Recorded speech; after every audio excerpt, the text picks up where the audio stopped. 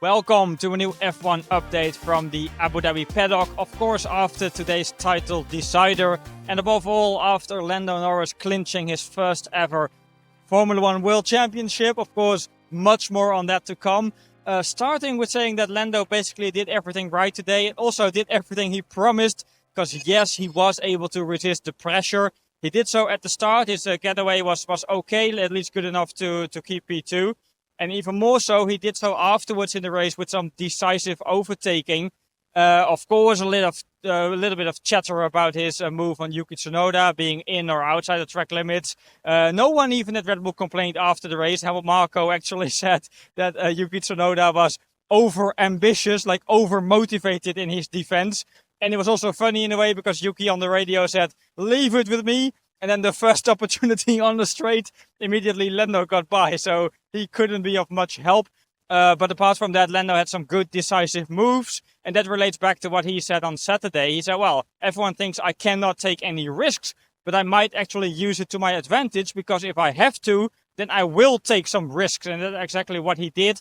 Lando said he was relatively calm during the race. Only the last 3 corners, he started shaking and thinking back to his karting days and all the sacrifices that his parents made for him. I have to say, besides Lando being decisive in the overtaking and resisting the pressure, McLaren also played it really smart with the strategy, with putting Piastri on the hard tire for the start and putting him on the opposite strategy, so splitting the strategies on both cars. And I talked to Helmut Marko after the race about, well, could Max have done anything more? Could you have made a second pit stop and then bunch up the field like Lewis Hamilton did here in 2016? And Marko said, well, that was pretty tough because McLaren played it really smart with the strategy. And of course, on fresh mediums, Oscar Piastri was pretty quick. So basically, Red Bull only had 1 or 2 laps to do it. And that was immediately after Oscar Piastri came in for his stop. Laurent Mekies, the Red Bull team principal, admitted the very next lap we could have done it. They actually discussed it, but they decided against it. Basically, their mentality was, we want to win the race, and everything going on behind us is not in our control. So McLaren did it smart, and this is actually an advantage of having 2 cars up front. It's also what Red Bull admitted, because Marko said there was 2 McLarens against 1 Red Bull, and that played quite a significant part today. Well, Lando Norris finished it off. Incredibly emotional afterwards, but also very talkative afterwards. There's supposed to be a top 3 press conference. Then the other two can leave, and the champion remains. But the top 3 press conference was one without Lando, so only 2 drivers, because Lando was still talking in the TV pen for a very long time. Then he came to the press conference, where he even got a round of applause from the journalist. But also there he shared some interesting notes, some interesting bits to pick up on. The first one, and maybe the main one, is how this championship is linked to the lessons he learned early in the year. He said race 2, 3, 4, let's say China, where I remember being in China and Lando giving a really long explanation of why it didn't click with the McLaren car. He said, I was really struggling the beginning of the year, and then I realized what I'm doing now is not good enough. And Lando Norris, according to his own words, he changed the approach. He also changed the people he worked with, like not really changing, but he added some people to the group of people he's working with.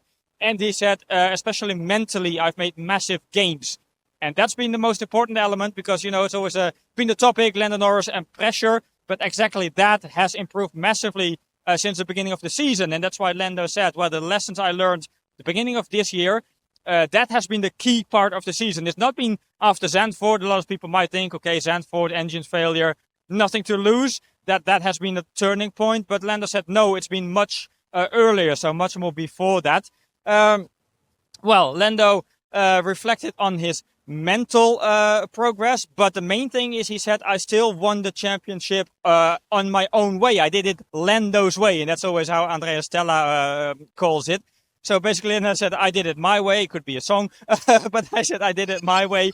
And that means still being really open about the mental part of Formula One, which is something Max Verstappen rarely talks about. And Lando talks about it much more. But also, he said, I've not been aggressive on track. Lando remembered, he said, there were a couple of moments where I could have pushed people off the track, but I didn't do it because I'm not like that.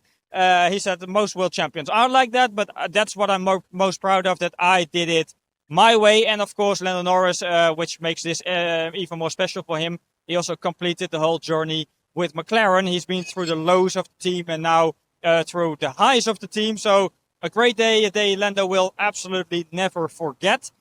Then on to the race winner, Max Verstappen. Only 2 points away from the world title after, what has been an incredible comeback. Even though he didn't win the title, probably still one of the greatest comebacks of all times. With just 2 points, you can think back to many moments of this season. For example, Barcelona, but also last week in Qatar, the mistake that Kimi Antonelli made, or even the virtual safety car in Mexico. All moments like that. But Red Bull said, Laurent Vording said, we do not create a list. Of course, we will look at the whole season, evaluate everything and see how we can grow. But we will not make a list, we probably lost it here or there, because there's no point in doing so. And also because Red Bull is, proud, like even more proud than disappointed, mostly proud with the whole turnaround. Verstappen already said it on Thursday in his Dutch media session.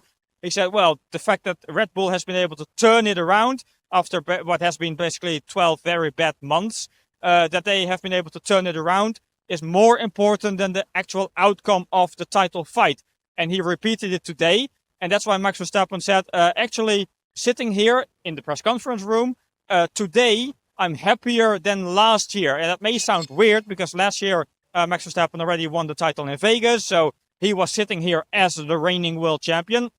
But he knew that things were going wrong inside Red Bull. And he knew that it would be difficult to turn that around for the 2025 season. So he said, actually, my feeling now, despite not winning the title, is much better than 12 months ago. So that's partly linked to the Red Bull turnaround. Second aspect that we can, of course, not forget is Max's own performance this season.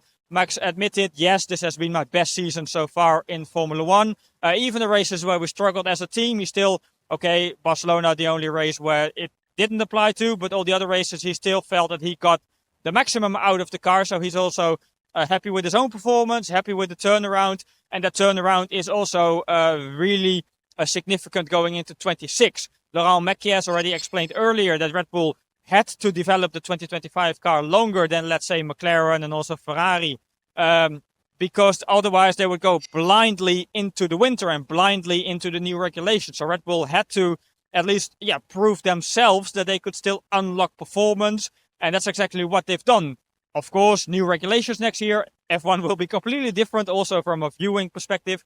But still the same people, Vording said, still the same tools, still the same way of analyzing the data. And all those things had to be validated this year before developing the 2026 car. And that's the bit that's giving Red Bull confidence going into next year. Having said that, it does not mean that everything stays exactly the same next year. And that's some news that came up after the race in Abu Dhabi. In the paddock, we talked to Dr. Helmut Marko. And he dropped some hints on his own future. In theory, he still has a contract because he got a 2-year contract. And that also covers 2026. But Marko said, I'm not sure yet what will happen.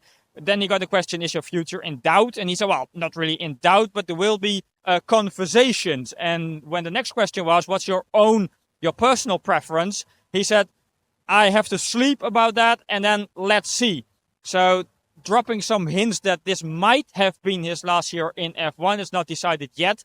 But also Laurent Vording didn't deny it because after that we had the media session with him. And he basically said Helmut Marko has been really important in this whole turnaround. Great contribution to the team. But he said it's completely normal for an F1 team to evaluate. That's not just Marko, but evaluate the whole team and see how we can improve. So that was not specifically a no. Another bit, it's not just the question marks are not just limited to Marko, because another bit applies to Gianpiero Lambiase, Max's race engineer. He was really emotional on the pit wall immediately after the race. And some sources in the paddock say that his specific role for next year is not 100% confirmed yet. That relates to personal conditions, personal circumstances that, of course, we cannot say anything about. But the same personal conditions that made him miss the races in Austria and Belgium this year. Then Simon Rennie jumped in as a race engineer. And some sources within Red Bull say, well, over the winter we will just have quiet conversations. and see what Gianpiero's role will be for next year, related to his private situation and those personal conditions. If they can come up with a race engineer for Max that everyone is happy with, and with a structure that everyone is happy with, then one of the potential options that got told to us today is that Gianpiero Lambiase might step away from his race engineering duties and move into an even more senior role. But again, nothing decided on that. We've talked about Lando, we've talked about Max. We also have to talk about the number 3, Oscar Piastri. And out of those 3, Oscar looked the most disappointed, to be honest. Also normal in a way, because you could say it's a championship that after an incredibly strong start got away from him. And in that regard, there was an amusing but also quite telling bit in the press conference where Oscar got a question, what's been the main difference between this title fight and the ones in the junior formulas? And he said, well, the ones in the junior series only had 10 race weekends and this one had 24. Then Max Verstappen tapped him on the shoulder and said, without using the microphone, but you could hear it in the room, he said, yeah, after 10 races, if this would have been 10 races, you would have been world champion. And then Oscar said, yeah, thanks for reminding about that. But of course, that's a bit of, his feeling. That's completely understandable. But Oscar said, above all, I've learned a lot of lessons this year. We shouldn't forget, only his 3rd year in Formula 1. And he said, I've learned so many lessons that I can apply next year and all the seasons after that. Then I asked Oscar myself, okay, but what have been the most valuable lessons? Is that related to the Austin weekend, the Mexico weekend, like struggling in the low grip conditions? Or does it go further than that? And he said, well, it's both. One part is me adapting my driving style to what the car needs in specific conditions. The other part, and he didn't specify if that has to do with things within the McLaren team, but he said the other part is dealing with everything that relates to a title fight. And with all the experience on board, he thinks he can come back next year stronger. He also got the question, with Lando Norris being the reigning world champion, do you think the dynamics within the team will change? And Oscar said, no, because yes, Lando, that was his own quote. He said Lando deserved the world title this year. He put in really good performances. But he said he is still Lando Norris and not Superman. So he expects a completely equal treatment going into next season. And I think that's a fair assessment. Enough about the title fight. Finally, we have to talk a little bit about Ferrari. Because in Leclerc, his case, it was maybe a little bit better than expected yesterday. Of course, not quite enough for a podium. But he gave absolutely everything he had. And when we talked to Charles in the media pen on Saturday, he said, well, I don't expect any miracles for the race. It's just a really, really tough car to drive. Then maybe this was not as bad as feared. But still, in overall, it's a season to forget for Ferrari. And above all, a season to forget for Lewis Hamilton. Lewis got the question, how do you reflect on the season? And he said, I don't. So that already says everything. And then he added, for the winter break, he will throw the phone in the freaking bin. That was the quote that he gave us. So Lewis really wants to, take some time off to reflect and hopefully come better next year with the new regulations. And then Ferrari hopes to benefit from their choices this year. So to stop development of the 2025 car early on and put everything on 2026. But for now, once again, thanks a lot for watching and hope to see you again next time.